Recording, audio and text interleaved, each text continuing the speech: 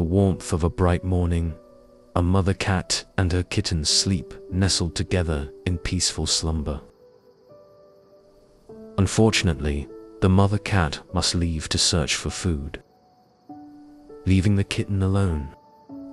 However, while the mother cat was searching for food, she encountered a stray dog. The cat was startled and ran away as fast as she could. However, the dog kept chasing her relentlessly, until the cat reached a deep cliff.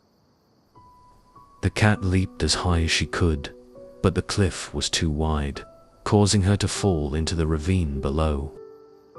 The kitten kept waiting for its mother to return. The mother cat plunged into the rushing river, jumping, swimming, and diving, doing everything she could to survive.